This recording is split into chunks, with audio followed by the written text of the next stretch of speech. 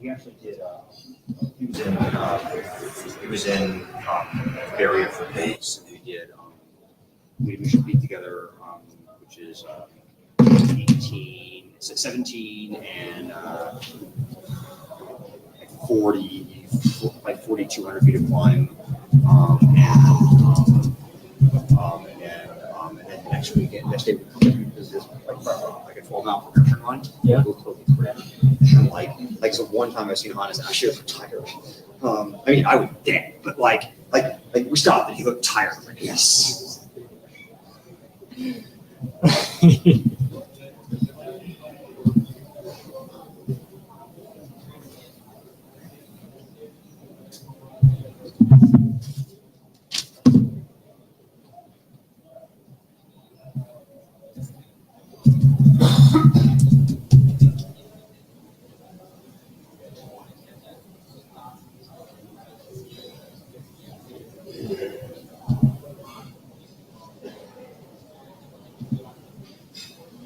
So we're going to just start in 1 minute. I have a slide update I need to get into the data tracker, and then we can kick it off.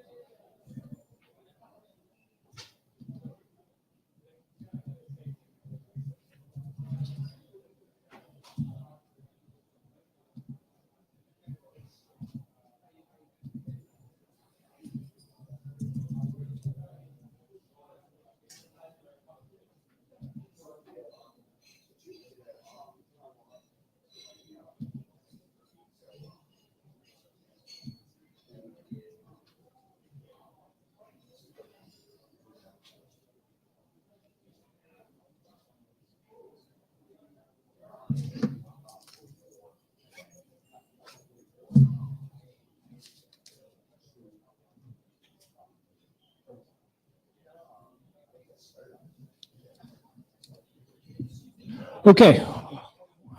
Sorry. All right, we are going to get started. So welcome. This is Sec Dispatch. Folks will be trickling in. My name is Roman Donadio. I co-chair with Richard Barnes that unfortunately couldn't be with us here today. This is the note well. This is hopefully not the first time that you have heard this. It applies. If you have any questions, kind of by all means, don't be afraid to ask. So administratively, can I have a volunteer for a Jabber scribe and a note taker? Jabber scribe, thank you. And can I have a volunteer for a note taker?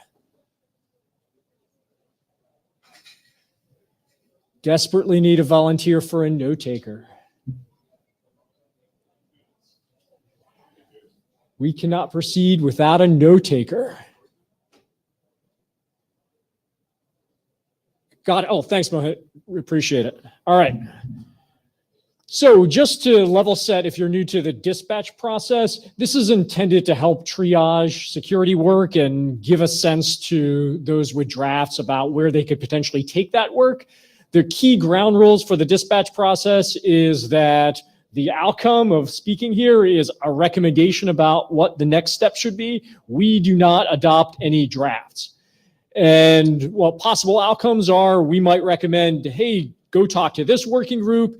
We may recommend to spin up another working group. We may recommend that an AD should sponsor this if the ADs, of course, agree. Or perhaps the feedback is that this is not an area of work that the IETF should be focused on.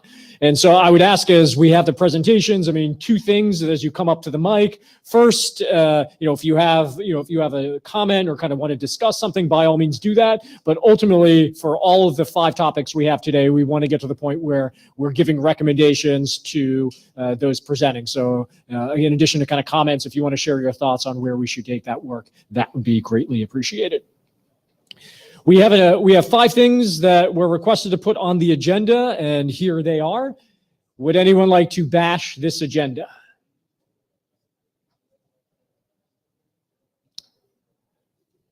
I see no comments on that, so why don't we proceed with that? So first up is Dimitri is going to talk to us about certificate limitation policies.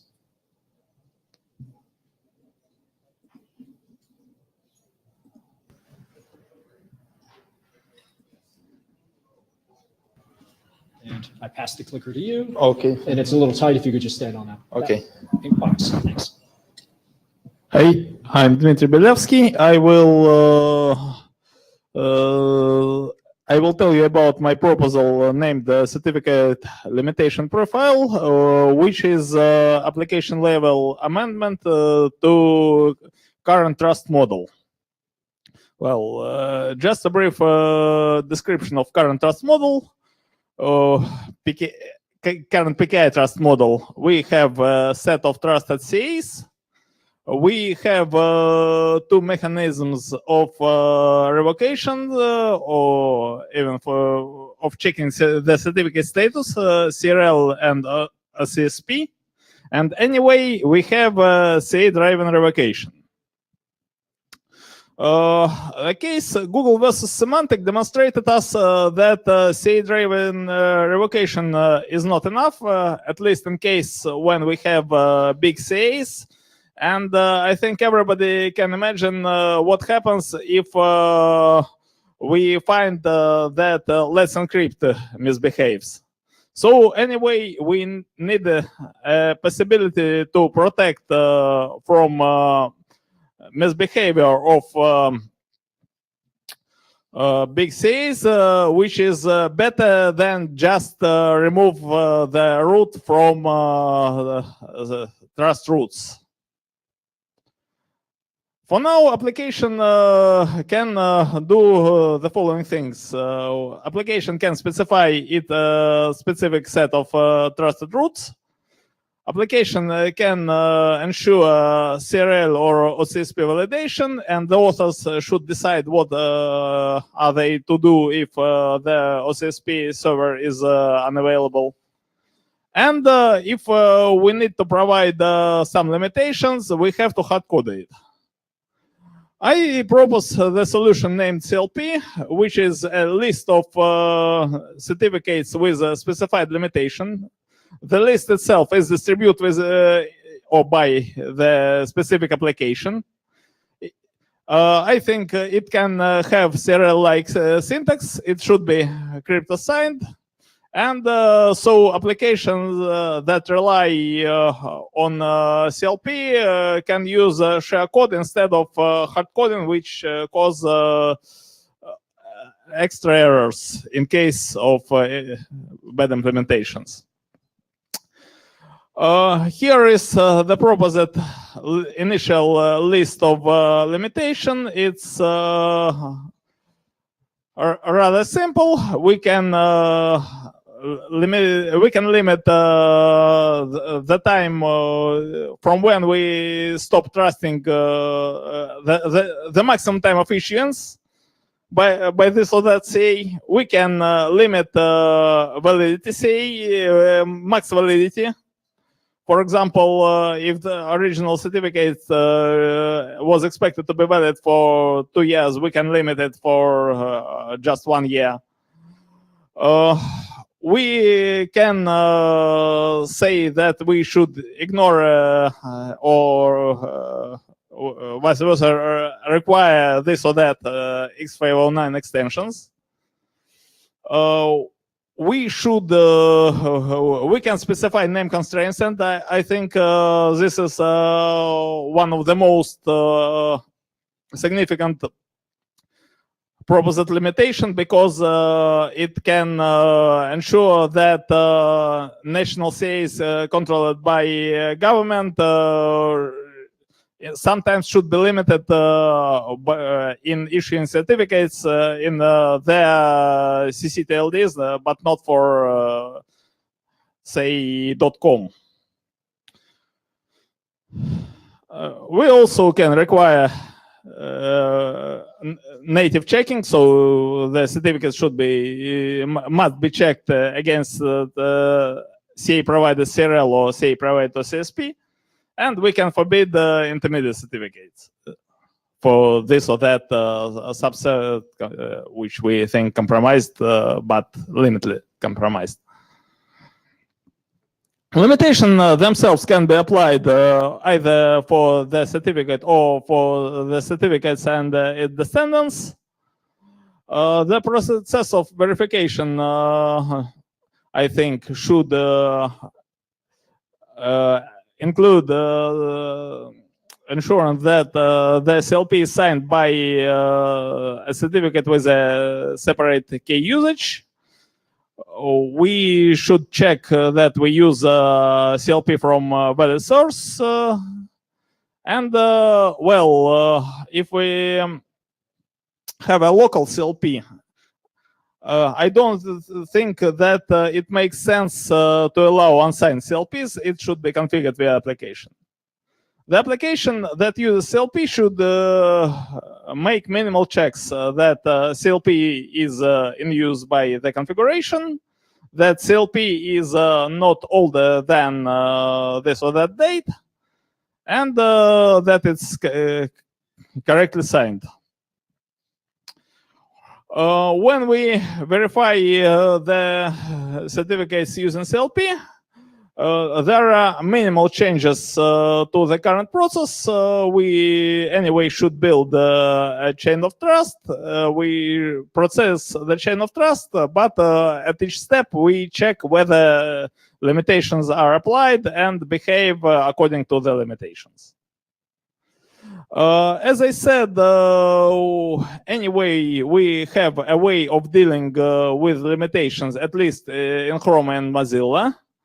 I know that there were some similar ideas of managing not binary model of limitation in P11 Glue project, and I think there are some other project with a similar idea of non-binary limitation. Thank you.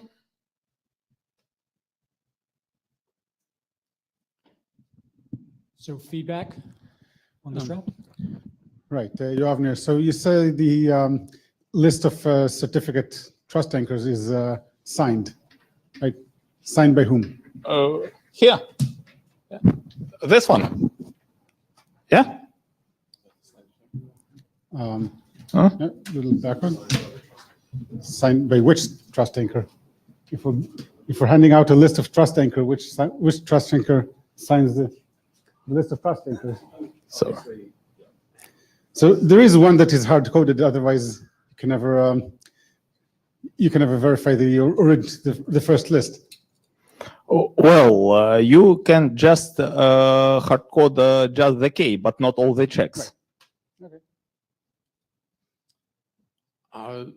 So this is interesting to hear about. It seems like there's perhaps a few different things in here that we might want to talk about differently. So one would be a data model in terms. Oh, sorry, I'm Ben Kadek.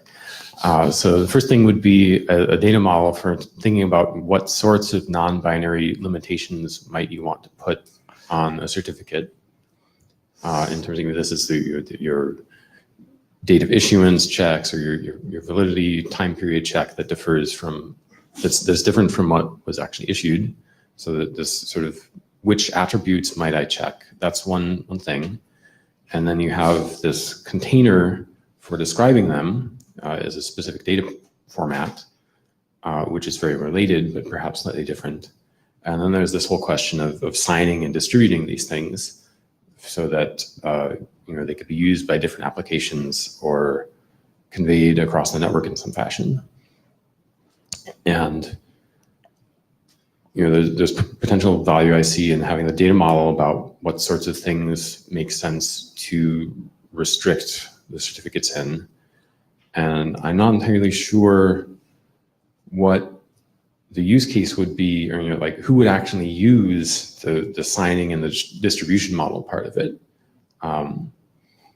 And maybe there are people that would use it. I just don't have a good sense of who that would be. Well, if I correctly understood your questions, when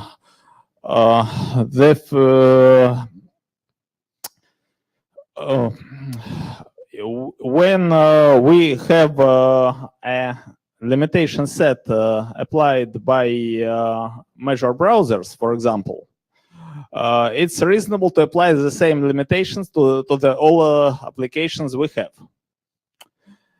It's a response to your last question. Right. So are you thinking that maybe the browser vendors would provide their policy in this format as a service to the world so that the other applications could consume the same policy in this automated way?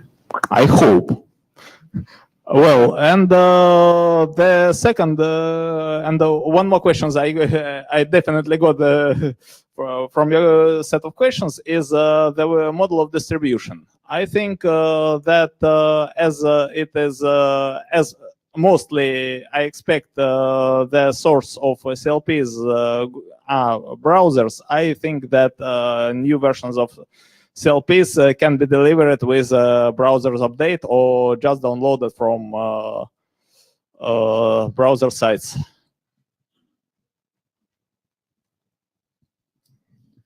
So Martin Thompson, we maintain a similar sort of system, but it's much more limited than what you describe here. It's much more Boolean in nature.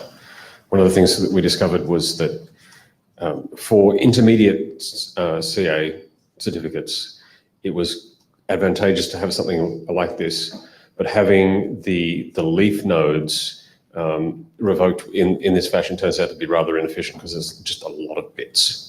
It's a phenomenal number of bits. And so we've devised something that will be coming out sometime soon that compresses them considerably. I think you have to think about the size considerations involved here.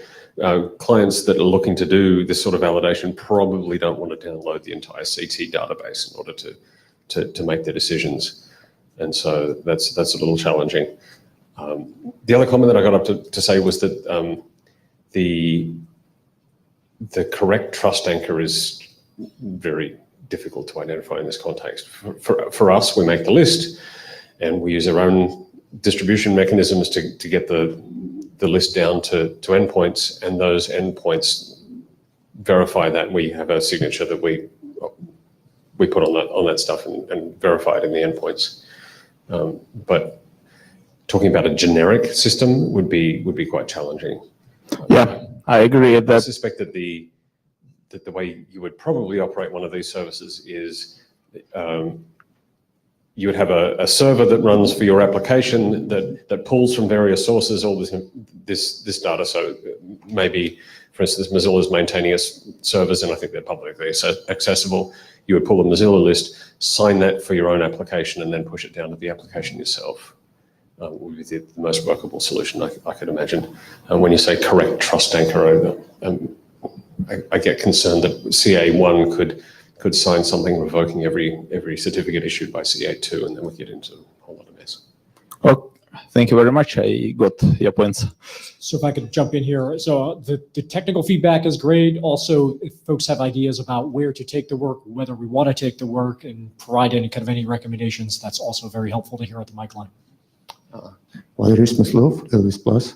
I'm risking to repeat what other people have already said before, but my main problem with this approach is that it probably creates chicken and egg problem, because you are trying to limit trust anchors with another trust anchors who will sign CTL.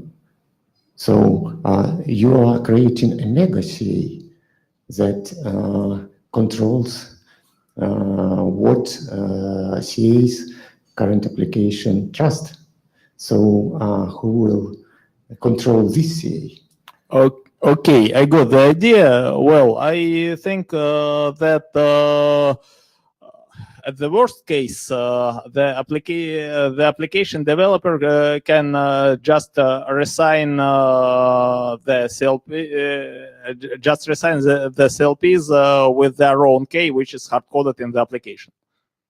It's the worst case. And anyway, we already have the problem of chicken and egg here because it's common to all the PKI system. I don't think it makes the situation worse.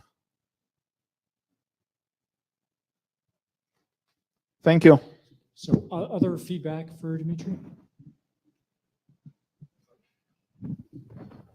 Hi, this is Sean Turner. I mean, this seems like a way to manage trust anchors, right? And so there's more than one way to do that. The browsers do it. The IETF has done protocols that also do that. I don't know that we need another one.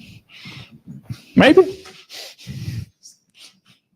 Like What the browsers do is what the browsers do. Are the browsers going to get together and identify a way that they want to all universally do one thing?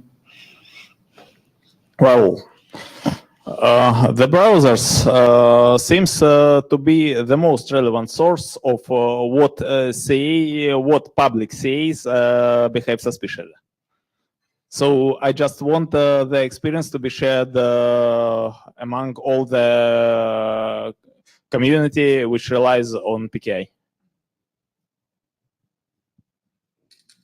Yeah, Jonathan, I feel like there's a lot of things that leverage off the browser's decisions. Like I think if you look at a lot of Linux distributions, their Etsy, whatever the directory that has all the CA roots is basically mirrored from whatever Mozilla has done most recently because they trust Mozilla's policy. But of course, they can't make any decisions beyond the binary in out of that CA list. So I think the goal here, I agree, the goal is to be able to model more finely these browser decisions for people who are mirroring the browser's policies because they trust the browser manufacturers.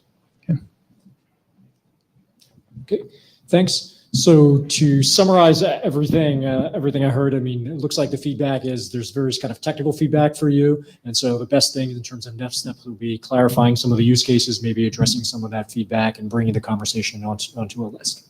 Okay, thank you. Thanks so much. Okay, next up.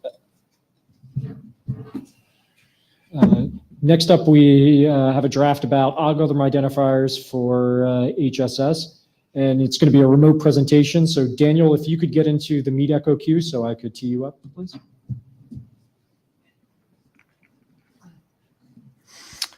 I think I can just go direct without the queue. Is that right? Yeah. Yeah, you're there. So I have your first slide up.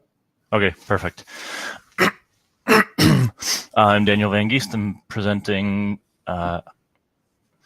a draft on adding hash-based signatures to X509 certificates and CRLs. I presented this earlier today at LAMPS under Russ's recommendation, just so that if SecDispatch thinks it should go to LAMPS, everyone there would be aware of it and have seen it already. It's a fairly straightforward draft, just adding some OIDs and ASN1s. So if people think it should go there, it shouldn't be too much work. I've already actually stolen most of the text from someone now. I forget who, Sean, I think, from his previous RFCs. So next slide, please. So this is adding HSS, XMSS, and XMSS MT. These were chosen because they've already progressed through CFRG, or at least mostly progressed through CFRG. And also we've had interest in actually deploying them from some of our partners.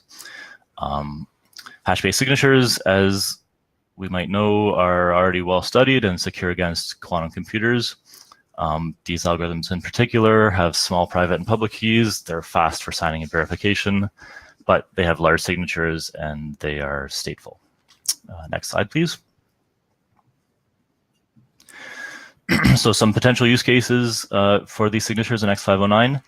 Not such a good idea to use it in end-entity certs because managing state is hard. And if you fail to manage your state correctly, you could inadvertently reuse signatures, causing an attacker to be able to forge signatures fairly easily. As CA certs and interactive protocols, it's an okay idea. You have an HSM already to manage state. The only slight disadvantage is that the signature size is larger, so it's an okay option if you can live with that larger signature size.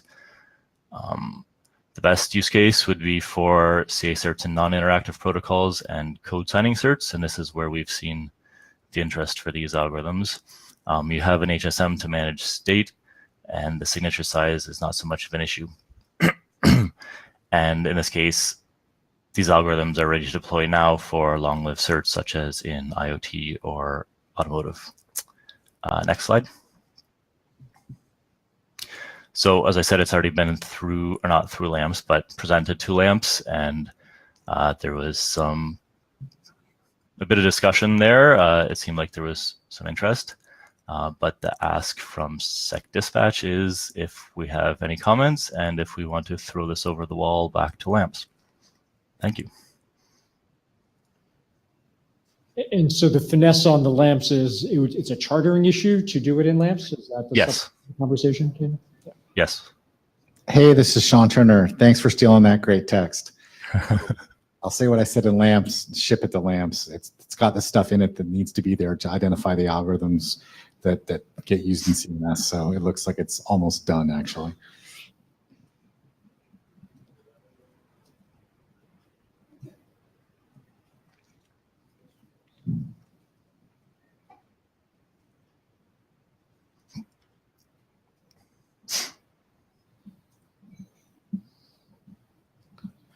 This is Russ. The way the LAMPS charter is structured, we need a commitment to implement in order to charter it. So I'd love to know whether there's anything like that here, as opposed to having to repeat that same question elsewhere.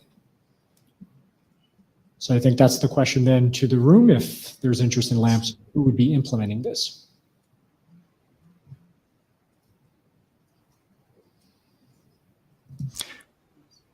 I mean, we will be implementing it.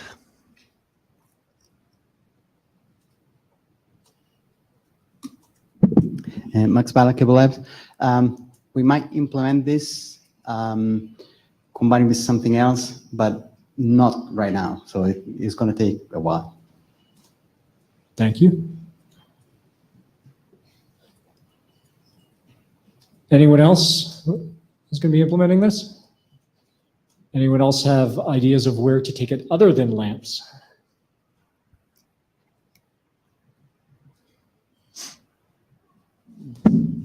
As a matter of process, does it need to go anywhere? These are coupon registrations, right? And they're not in, didn't look like they're in an IETF ARC. So I'm not objecting to taking it to LAMPS, but does it formally have to go anywhere at all?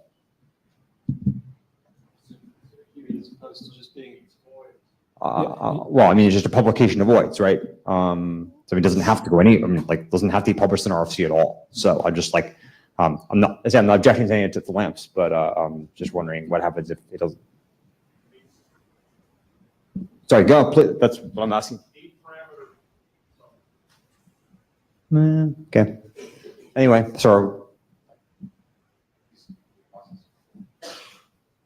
Well, the process is to hear from the floor. So the options appear to be that we need something to describe the parameters for LAMPS to take the work.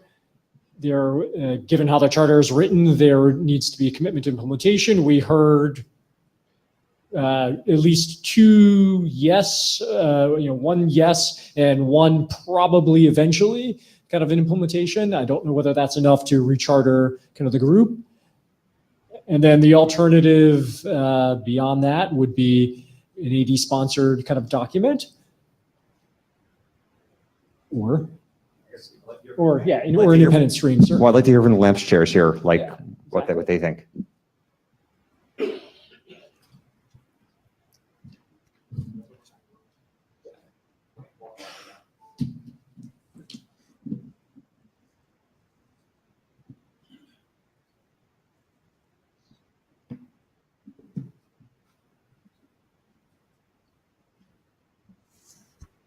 If there's interested in implementing, LAMP seems like a completely reasonable place to put it. Daniel? Me? No, me. Oh. So, well, if LAMPS was an issue, I was about to propose that Kernel might host that, but if LAMPS is not an issue, I think it's better to go to LAMPS. Okay.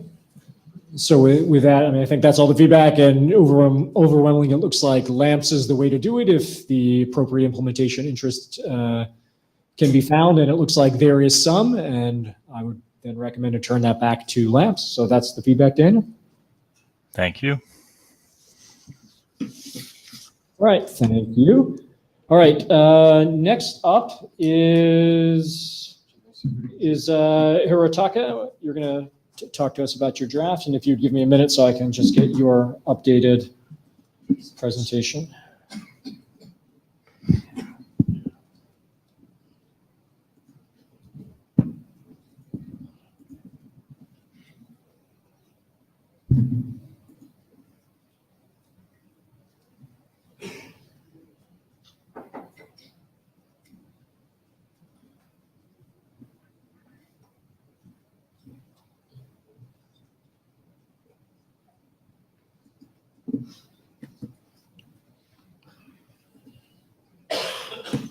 The floor is yours. Okay, thank you.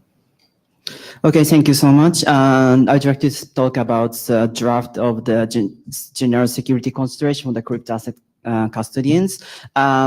So we are not sure this is IETF work. Definitely, we are not sure. So we we want to get the feedback from this SECDISPATCH. But I will briefly talk about our draft. So background is we had like lots of security incidents during past like few years about like including the loss of the assets, and especially in the Asia is like one of the Asia is one hot area which suffered lots of security incidents which which caused the loss of assets. Yeah, this is the list of major incidents. There's lots of incidents past few years. And why I'm here is like we wanted to build the base document for crypto asset custodians, which we call like a Bitcoin exchange or sort of things, and for the best security best practices. At this moment, some organization makes some documents, but we don't have any open documents at this moment right now. And the second reason is that we have like a incident happens, like police or the law enforcement have some investigations, but not like the lessons from those incidents is not big or be public. So there's a little bit difficult to share the knowledge or share the lessons from those incidents. So why we here is like we are trying to make documents about we are not making the regulations because IETF is not the place to make the regulations, but we can tell like this is how we think to secure the crypto asset custodians, and also we may tell like this is the kind of guidelines. And also the important thing is like we want to open that document so everyone can use and free, everyone can comment and know there is no dependency with like some countries, some economics. So that's why we are proposing the document here. So current document structure is like that. So we trying to have like a different architecture of the like online system of the crypto asset custodians, and also trying to make some taxonomy of the key management. Like we have some discussion about like cold wallet, hot wallets, like those kind of discussions, but there's no solid definition at this moment. So it may be useful for the define here, and people can use it. And there's another things like security controls or the objectives and also the security analysis. Those are actually coming from the ISO 27001 base things, but there's still we need to add some information on this. So we put some information here to our draft as well. So this is kind of the reference model we are trying to discuss on this draft. And also like we talking about the key life cycles. It's like compared to like PKI, it's like the private key or the public key, like the life cycle is slightly different compared to like PKI system. So we need to think about why we would deal with those key management. And here's a discussion what we want to get information from here. So the first one is IETF is the right place to discuss those issues, and if so, we want to where is the right place, and if not, is there any place is there any place good to have such discussions? We think like ISO can be one candidate, but as you're familiar with the ISO process, like a document will not be published until all process has been done. So it's a little bit here in IETF we can publish the document and during the discussions. And second thing is that completed out of IETF scope, but like anti-money launderings, like CFT stuff. I know it's complete out of scope for the IETF, and we don't want to have discussion here, but we also looking for feedback. So and we're praised we can discuss. And so thanks so much. And Kathleen Moriarty. So clarifying question. Yes. Are you talking about creating a standard broker, like what Commonwealth Crypto does? No. Obviously, that's a proprietary. No. We are talking about general. So the broker would interface between the end user and the exchange and do things like protect the user's money, ensure that it's still there as you're transacting. So if something happens at with the cryptocurrency and there's theft or whatever, you're protected in some way.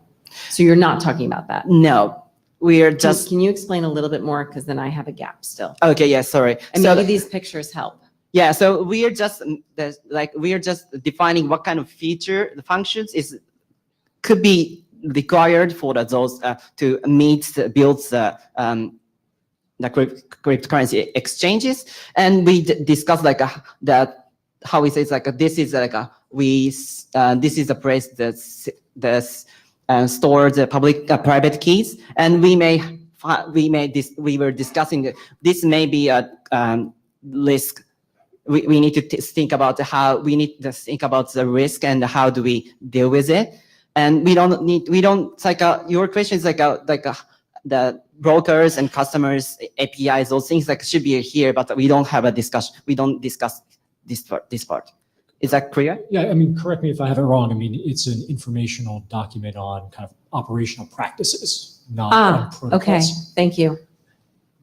Right, is that correct? Yes. That's informational, yes. Yeah, clarifying question.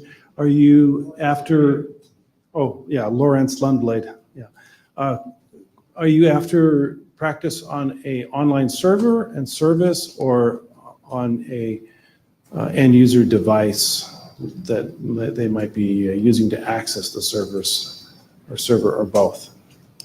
We are discussing the online service servers on the online services, and we are not talking about end user devices. Okay, thank you. Stanislav Smishlev, CryptoPro. Could you please roll back to the slide with the question about ISO or some other considerations? So actually, in ISO, in Technical Committee 307, in Study Group 7, more or less relevant work is going on. So just for information that relevant work is already done, and Technical Committee 307 in ISO was created to address such issues. Okay, thanks so much for the feedback. Thank you. Paul Wouters. So a lot of the protocols involved in this that you would like us to discuss and have best common practice for are designed outside the IETF, and no one in the IETF actually probably knows these protocols. So in that sense, I think this is not the right place to discuss it. I think your initiative is really good. I really wish there's a standard document that all the exchanges can use on like how should I do this so that I don't lose millions of other people's money. But I honestly don't think that the IETF is the place for that, because we actually don't know these protocols. In fact, when you say crypto, we think about something completely different than what you do. Okay, thanks so much for feedback. This is Richard Burns. I was going to lead with something that Paul finished with, which is a little bit of queasiness, unease with crypto being used in this sense, but I think I can get past that for now. So I feel like there is probably some work here to be done. There's probably a useful technical problem to be solved, but I think there's a lot of, at least it's not clear to me right now, kind of where the boundary is between the technical work that we would do in an organization like this and the policy work that goes alongside of it. I think the draft is helpful in starting to flesh that out. I think it might require a round or two more discussion to really harden that boundary up. To Paul's point about expertise, the IETF as a community is not a fixed thing. One of the things that I think I would want to see as a prerequisite to get starting work here is that the community that would be involved in this, so perhaps some people currently fulfilling this role in the blockchain ecosystem, were paying attention to this, were involved, were contributing. And I think that community, if you had the active stakeholders involved, and I think if you could bring them to the conversation, I think there's some expertise in the broader, the more traditional IETF community that could be useful in terms of things like Kathleen was mentioning, in terms of the good practices around managing what I think of as traditional crypto assets like private keys and things like that. So I think this probably needs a round or two more discussion. I think it might be good to have a BOF on this at a future IETF to kind of show that we've got the right community involved. Thanks so much. So Kathleen Moriarty again. So I'm just responding to Paul in that I do think that there could be something very useful here, and I don't think we should shy away from this area of work. If you look at what's going on in the blockchain world, they're trying to recreate our protocols, and in some cases, they're not doing a great job. So I think, if those are to take hold in some shape or form, us having collaboration and expanding work in this space is a smart thing to do. Okay. And then Paul, just to reply to I guess the last two people. So like I said, I do think there's value. I'm not sure if the IETF is the best place because we try to look at the systems in general and the protocols that we describe and know about. Like if the decentralized research group that's doing things now comes up with a protocol that goes into the IETF, then I think we should definitely have a document like this for that protocol. But I find it a little bit difficult to have something that is really something very specific. It's the same if you would say, like, if the voting machine people would come here and say, we have this policy on how to protect voting machines. It's a really good idea, but we have general security and we have the protocols that are used, and we can make statements about that. But it's really hard for us to make statements about voting machines as a concept. Okay. Other feedback? Okay, so to summarize the gist of it, it would appear that there's no organic place in which to kind of take this work. So typically next steps are, if you think there's a bigger body of work around that, to try to build mindshare kind of around that and perhaps propose kind of a BOF, and with that be able to demonstrate, hey, there's a community of folks, there's a community of interest, and perhaps talk about, is there more or less kind of work to do here? Please continue. Yeah, so.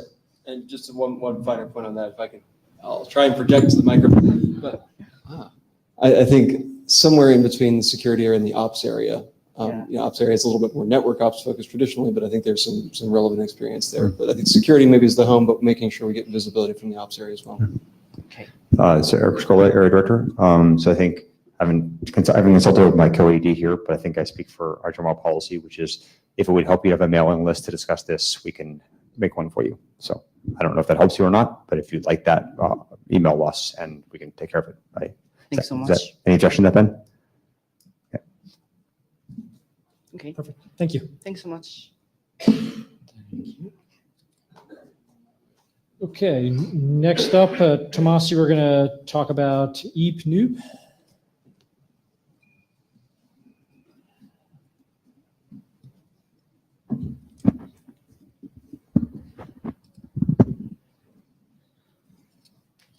There you are. Thanks. Let's see here. Okay, so I'm here to talk about EAP-NOOB.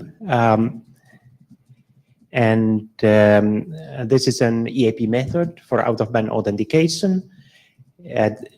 We have been working on this for more than 2 years, with the specification and then implementation, modeling and verification of the protocol, and then improved it based on those results and the feedback from many others.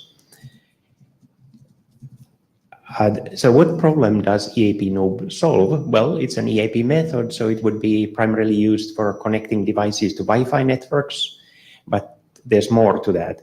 And it is the main purpose is for deploying IoT devices out of the box when they have no pre-configured identity or credentials, and when there's no professional administration to do the deployment. And it's a user-assisted out-of-band authentication method. For example, of the out-of-band method could be scanning a dynamic QR code or a dynamic NFC tag. And our goal is to have one-step process for connecting the device to the Wi-Fi network and registering the new device on the authentication server. And in some use cases, the device may also be linked to a user account on the authentication server, so it gets an owner. And then we can also bootstrap application layer security. This is different from current EAP methods because it registers the device that is not previously registered on the authentication server. So if we look at the network architecture, here is a device and an access point, and then a AAA server, so like Radius server that controls access to this local network. And we generally think that there will be a remote AAA server that actually implements the EAP-NOOB server side because it needs a user interface. And we don't then need any software changes here on the local network, but only to that server and to the device. And then the device has no identity. So how does it talk to the authentication server? Well, it uses this fixed anonymous identity noob at eapnoob.net, and that the local AAA server has to route to the server that implements EAP-NOOB, and for that network. And then the device is able to talk with the authentication server. And that's the trick here in the design, that since they can talk over EAP, we can have in-band communication before the device is registered. And that means that when we then do the out-of-band authentication, that only requires very little communication out-of-band because most of the protocol can run in-band. So we aim to have the out-of-band communication just as a single one-directional message. So it could be like scanning a QR code or NFC tag here on the device, or maybe showing from the server showing a QR code to a camera device. The out-of-band message can go in either direction. Both directions are supported, but only one message is needed. Here is then the security protocol in a few steps, and that should be fairly simple. There's unauthenticated ECDH key exchange over the in-band channel, and then the out-of-band message that authenticates this with the hash of the ECDH parameters, and additionally with then the secret nonce that is then used again for authenticating the key exchange at the key confirmation steps. So these are the steps for attaching a device to the network. And then after this, we create a persistent association between the device and the authentication server, and in the future connections that will be used for rekeying and reconnecting with nonces or with the ECDH. And future authentications do not require this out-of-band step. So the device is now registered and has credentials for connecting to the network. the assumptions we wanted to make about the out-of-band channel here, well, we wanted to make minimal assumptions about the out-of-band channel. So just one message in either direction should be enough, either from server to the device or device to server. And the out-of-band channel is assumed to provide either secrecy or integrity for the out-of-band message. But if one fails, the protocol will still survive. Those who are into security protocol design will not believe that, and that's why there is this note that in the case if their message has no secrecy, the out-of-band message, someone can see, for example, the QR code and spy on it, then there is this catch that the user must note the failure of the other endpoint to accept the received message, and if it does not accept it, then the user must go and reset the other endpoint that is sending the out-of-band message and remove that created association from there. Another security goal here, and which we have recently spent a lot of time on, is this resistance to denial of service by man-in-the-middle attackers. That becomes a problem because we don't have like these long-term credentials to fall back to, and we absolutely do not want to go to this, go back to the out-of-band authentication again, even. Well, these attacks are especially happen in the crypto algorithm upgrades if we want to upgrade the algorithms. So here is a quick use case for the protocol. So here Alice wants to attach some displays to the walls, powers up one of those displays. The display scans the networks which support the AP noob, and for those networks it shows QR codes. And here there's one. And Alice scans the QR code.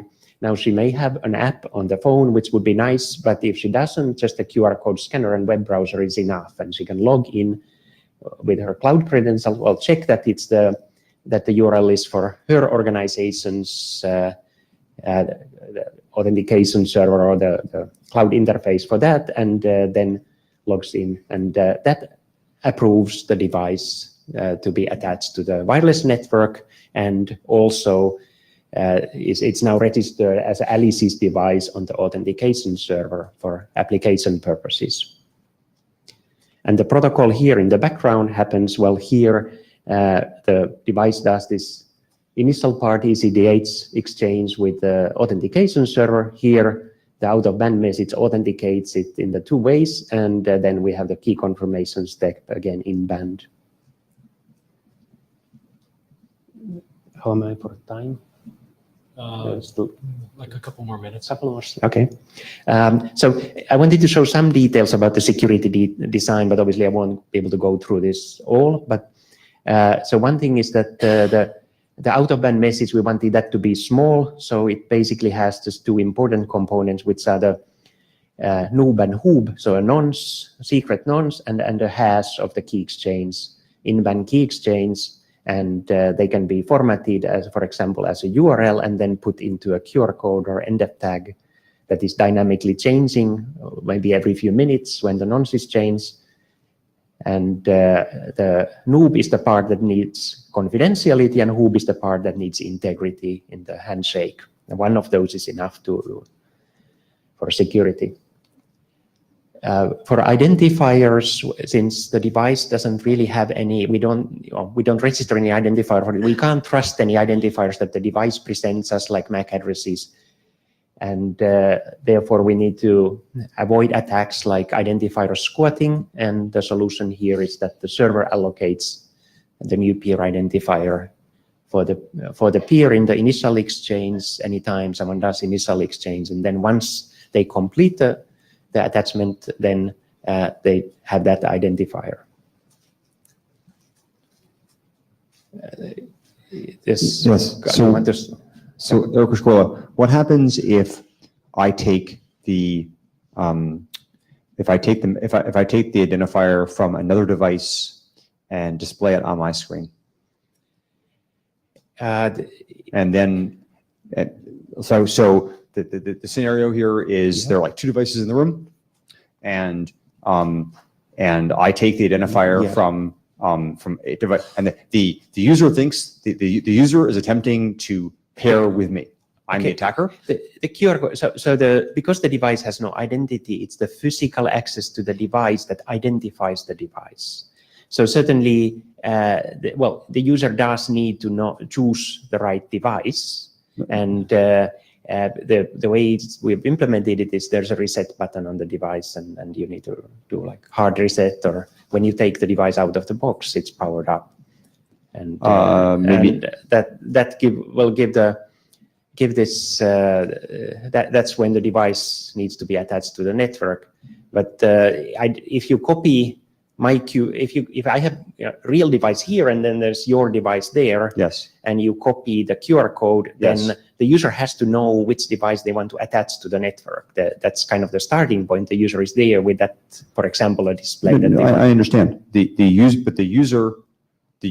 so scenario. Maybe I'm not quite following your situation, but the devices are both in imprinting mode, and the attacker takes the QR code from a legitimate device, displays that on his own display. And at that point, the user actually is connecting to the legitimate device, but thinks he's connecting to the attacker, correct? I'm not sure what you mean with that, because this is a classic identity misbinding attack. The user has the camera. The user has the camera, and the attacker has another camera of his own, so he can observe the legitimate device.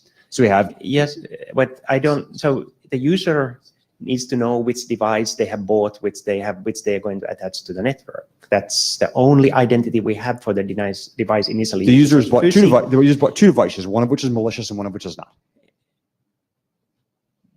Well, if the device is malicious, obviously that's a problem, because that you have a malicious device from the beginning, so it's not going to have a secure connection. Sure. Maybe, Eker, if I can rephrase your question, as I understood is, you are saying the attacker was able to modify the QR code and also spy on the honest user's QR code. So you lost integrity because the attacker is able to change the QR code on the honest. Not modifying it. But he did replace with No. He copied. Okay, if attacker copies from the honest device the QR code, attacker doesn't know the Diffie-Hellman I agree. secret. I agree.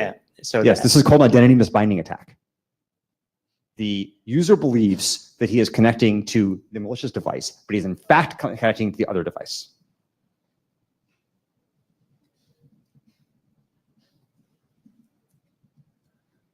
This is a pretty general attack in the crypto literature. I'm not saying it's fatal. Okay, so that I see. So the attacker is connecting actually to the dishonest device. He has the dishonest device. And that device can show the QR code from the honest device in real time. Yeah. Is that a problem in this scenario? I'm not sure, because if it is the the typical next thing that happens here, right? Yeah. So it's kind of whether it's a problem or not, this is a little difficult to define, because if I think of if we formalize the attack model, it's not going to be a problem, because that attacker, if that other device is just now kind of part of the attacker's, I'm using a dishonest device to connect, and that dishonest device may use whatever means of communication it wants to use. But the usual scenario is the next thing that the user does. The problem is that I don't really understand what your use model is, but I'm assuming that the user's looking at the device and it has instructions on the screen, right? And it says do X, Y, and Z, right? So here's a scenario where say the scenario is the following: the user has a remote control effectively, right? And the remote control is sending primitive signals like mouse right, mouse left, click, etc., right?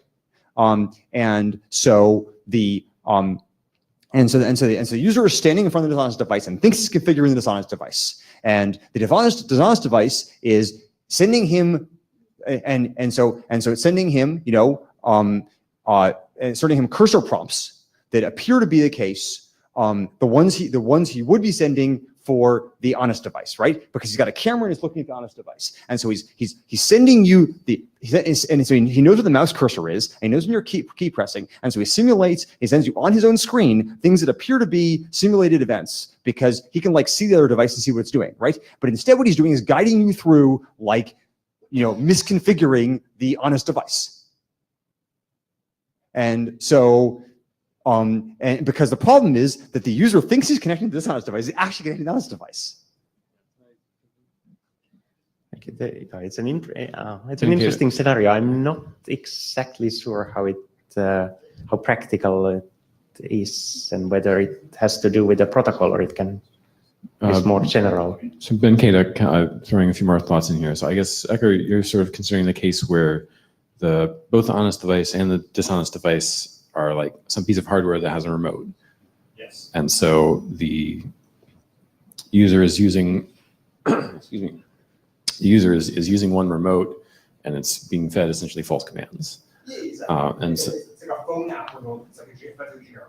right, and you can also have issues, when you've done the authentication, and then the user goes to label the device that they just registered in some database, and they, as I said, they mislabel the device, so they've actually registered what was an honest device, but they think that they associate it with the dishonest device, and so now the name that the user put on mismatches, and depending on what the user going to do with the device, that could cause problems for them.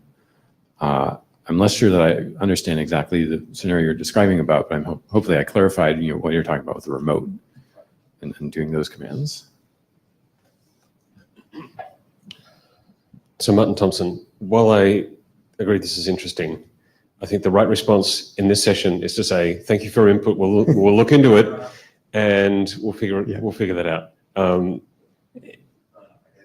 Yeah, so there's a lot of, easy to get carried it's away. really interesting because it's a new way of thinking about it, and with this, so we have gone through lots and lots of these attack scenarios with various people, but well, it's easy to say like it's not, that's not defined as an attack, but I think it's everything like this is a matter of concern. The question That's is what attackers do. whether we want to do the work and where we want to do it if we do. Why we're letting it run a little longer, because we actually have the time, which is a unique scenario here. So I just wanted to get back to the point. I thought we reached the point of flailing, and so getting back to the question.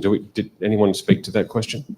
Yeah, no one's come up to the mic to provide direction. All we've heard so far is feedback on the technical aspects of the proposal. I mean, one thing I'd like to hear is, this is EAP kind of related. I mean, what is the perspective of the EMU working group?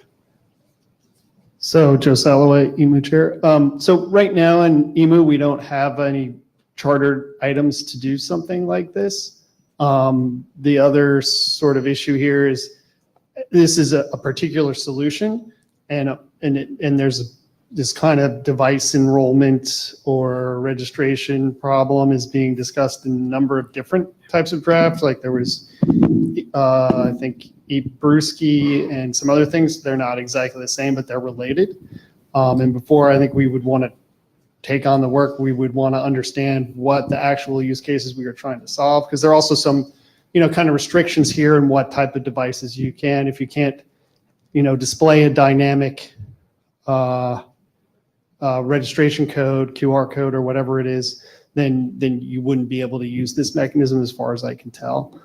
So there may be some devices that would be locked out that wouldn't be able to use this mechanism that maybe people care about. So I think there needs to be kind of more definition around the problem space. So because we wanted to implement the device registration, the device needs to know who is its owner and what is its network. And if it's just a printed QR code with public keys, you can't get that. Okay. Yeah. But so these are part of the, I don't know what the use cases are that the general community wants to work through. Mohit, also co-chairing EMU. Full disclosure, I'm an author on this, so I won't make any decisions. I defer to my senior co-chair, Joe. But I don't think it's fair to put it in the same basket as other solutions. They don't have implementation. They don't have formal models. I don't see any reason why this should be put, or I would go as far as to say I think it's unfair to put it in the same basket as other solutions in this space.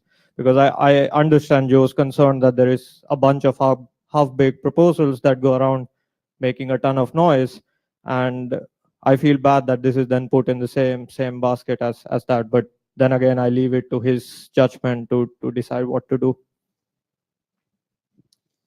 So I've been made aware by another email participant, there's a meeting to discuss kind of these various onboarding questions this evening at 6 to 8 in the same room where, let's see, I guess Ops AWG is meeting right now.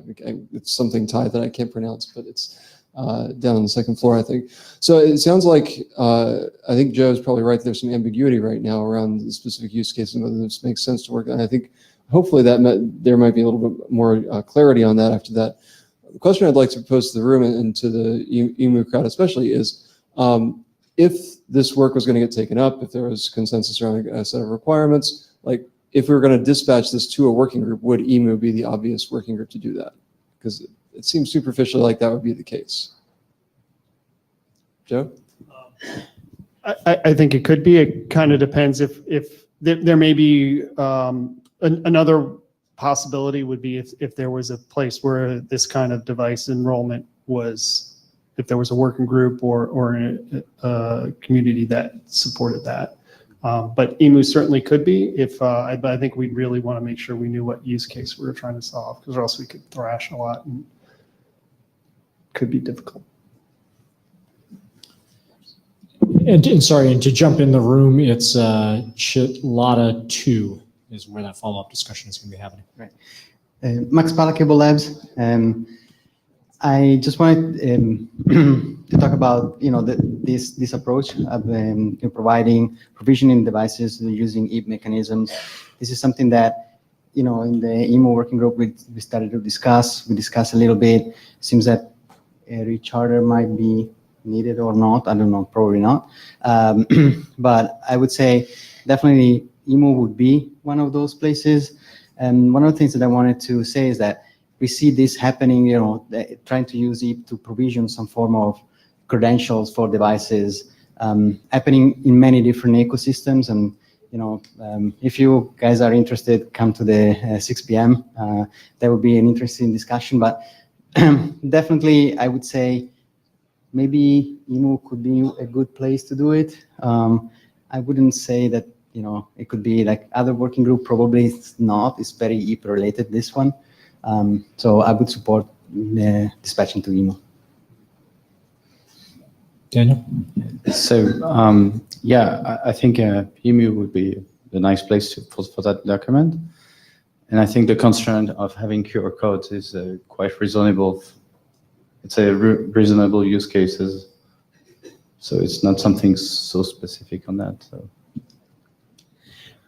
Mohit, again, this is a EAP method, so I think it makes sense to have it in EMU because there's where the EAP expertise is. Other methods that may use EAP in certain ways with other protocols or are tied to other technologies that we can figure out, but I don't see any reason why this should not be taken up by EMU. Again, I'm co-author, so I'm not saying as a chair. All right, thanks for all those comments. So given all that, I think I would propose we consider this provisionally dispatched to EMU pending the discussion tonight about requirements. So any further discussion about where to do this work or whether to take up this work should be a matter for the EMU working group to figure out. Does the EMU chairs seem okay with that?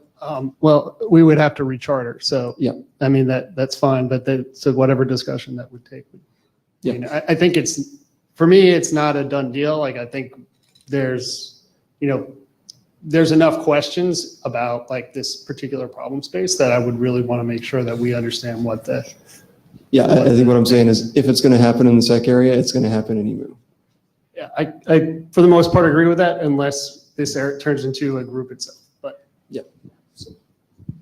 Dispatch doesn't make it happen. It's a recommendation. Final word? Yeah, Arjun Bhattacharya, TCS Research, India. So while I don't want to really comment on whether EMU should do this work or which working group should do this work, but coming from a developing economy, I think solution like this will help many of the startup ecosystem that we have back in developing countries like India. I know many people who have innovative solutions, but the handling the security stack and all these things are creating a bit of overhead. This kind of out-of-band technique using standardized systems is something probably the people would love and would be popular. That is my hunch. The only thing that concerns me is per device cost. That is something that we have to scale and we have to kind of check. I'm talking particularly from a very implementation and marketing point of view. So I do have full support for this work. Thank you. Thank you for that. Thank you. Okay, next up is Tobias talking about extended security considerations for Acme environments.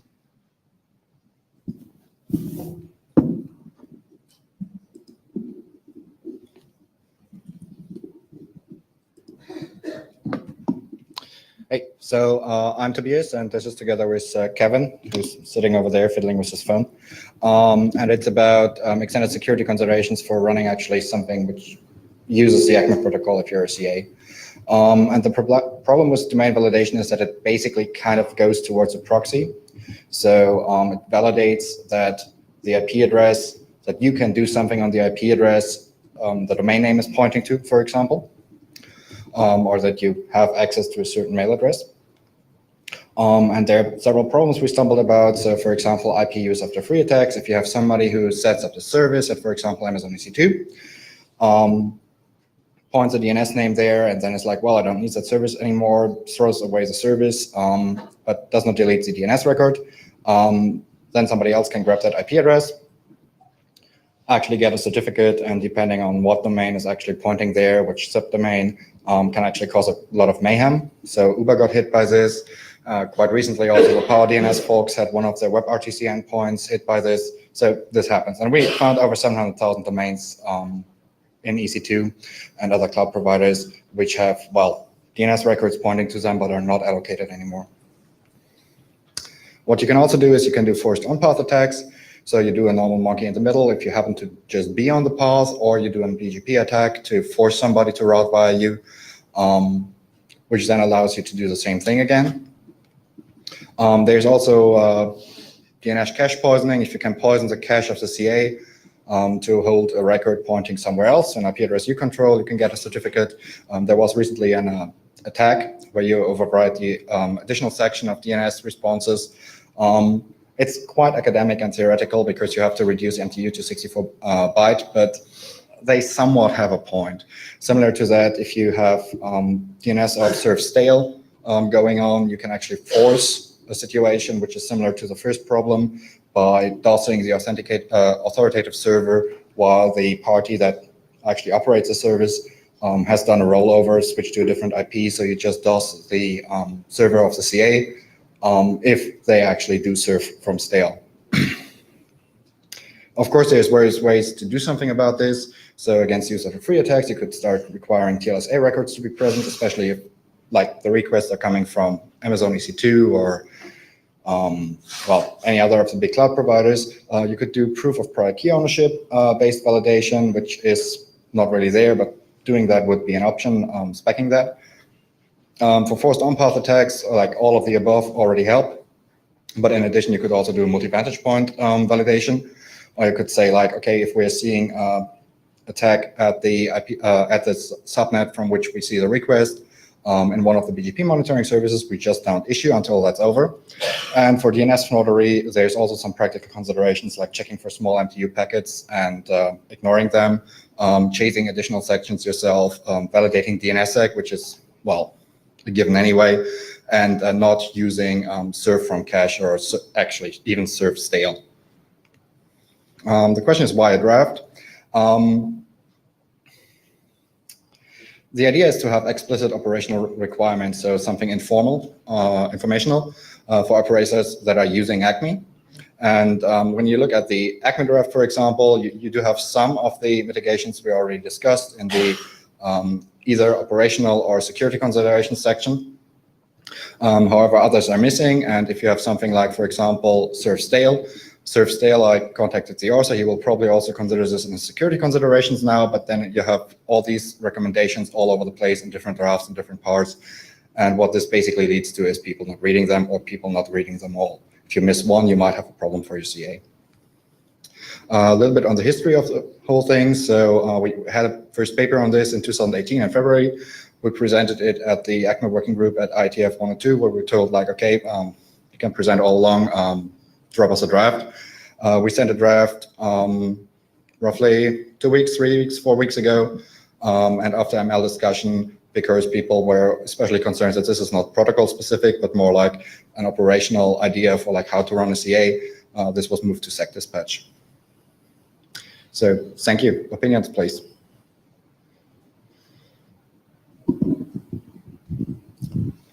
Feedback. Would the ACME co-chairs, any of them like to comment on this draft?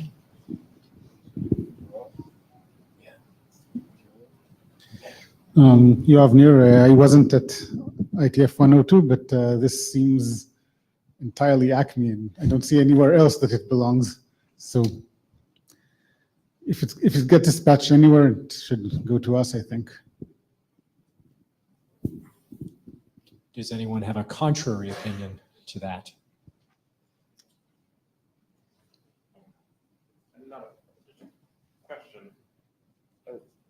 Jonathan, can you expand a little bit on the parts that people thought were not just Acme specific? Because I didn't quite follow that. The comments were more general, like this is about how to operate a CA, or like operate resolvers, operate services if you're a CA, and not about like the specific ACME protocol. It was actually a relatively short email exchange, which ended with Richard, I think, hitting up you, asking whether we could have it here.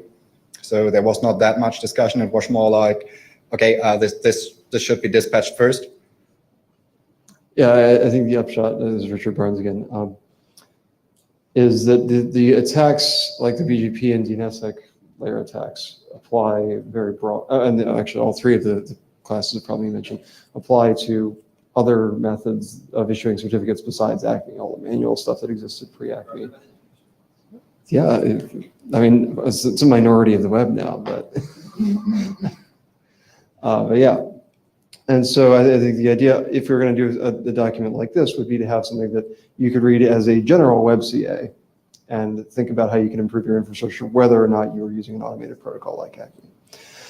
That said, I think there could be some utility here. You know, the CA browser forum validation working group could use this as some input to their consideration of what validation methods to accept. I think for me, this probably looks like an AD sponsored draft because it is so informational. So I think it would benefit from some discussion on SecDispatch or SAG mailing lists to review the content, and an IETF last call to get some reviews. But I'm not sure this needs to get dispatched to a working group. It doesn't seem like a big enough piece of work. What I think might be interesting to discuss to ACME, if you're up for doing some additional work, is to look at some mitigations to, especially the first problem, you know, the use after free.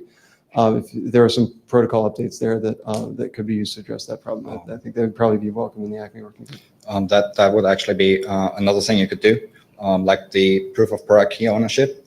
But technically, the problem already goes away if you require TLSA records to be present, which then moves somewhat closer to the DNS challenge, but should be depending on whether you're regenerating key material on every reissue of a certificate, only be a one-time setup instead of updating the challenge in DNS. Okay. Yeah. Hi, Sean Turner. So we do have this RFC that was written long ago called RFC 3647, which is certificate policy and certificate policy framework, which tells you about how to write policies for writing your CA and how the CAs that run it say how they do it. I mean, if these things are generally applicable there, maybe you could update that thing too to include, oh, by the way, these are things we've seen in the live world. Think more about these. I don't know if that would be useful or not. So that's a delicate patient to put on the operating table. But I mean, it's going to be a big deal if we open up that document for revision. But it might be we could issue a point update. So for those who are not aware, this RFC gets used as a basis for CA policy documents that are used in legally binding stuff. And so making edits to that has rather dramatic implications for a bunch of the industry. That said, if we could find a way to translate mitigations to concerns you're talking here into that context, it could have a much more direct effect on CA operations. So it would be a drastic step, but maybe worth considering. Yeah, that speaks to the what. That still doesn't help us the where. I think if that work were going to be done, I'm looking at Russ because I think it's probably lamps. Yeah.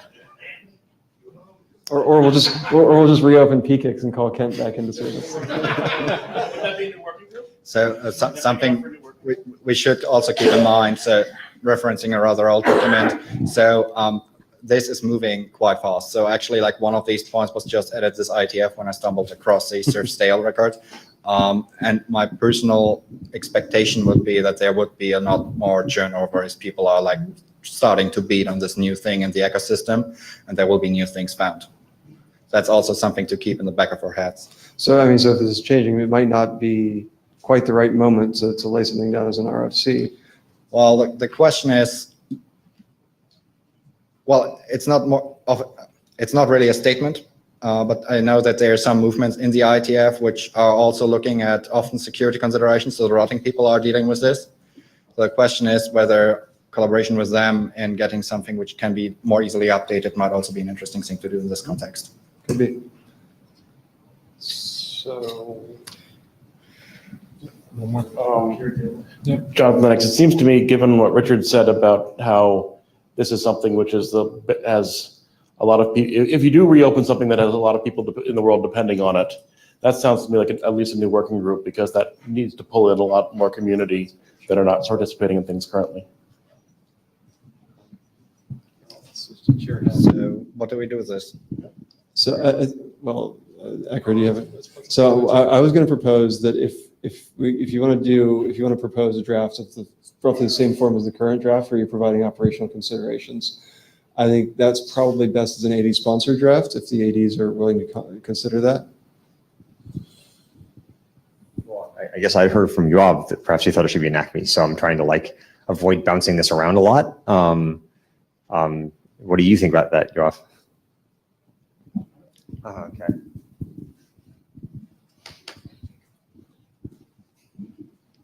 Ben Kaduk, so if you're saying this is primarily an operational practices document, we do have and you're also saying it should be AD sponsored, we do have operations and management area directors. That is true, but this is very specific to CA operations, which it doesn't relate to Yang. It doesn't relate to Yang at all. So it's hardly appropriate for ops area at all. Yeah, I'm just Maybe tossing we it out could there. get Yang in.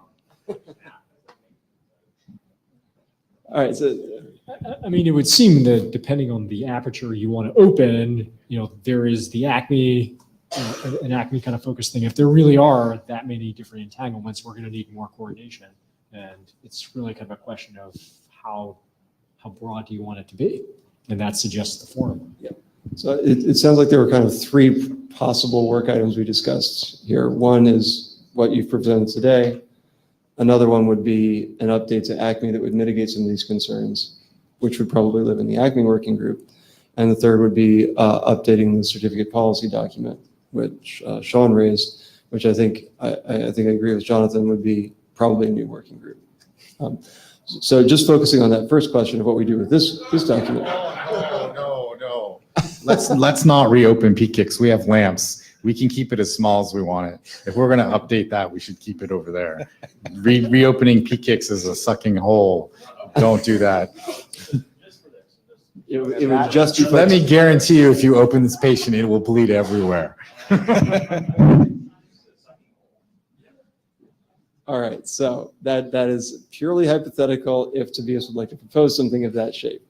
We'll cross that bridge when we come to it. For this document, I'll reiterate the proposal to proceed with this as AD sponsored if the ADs are willing to consider that. Seems like they're not objecting to.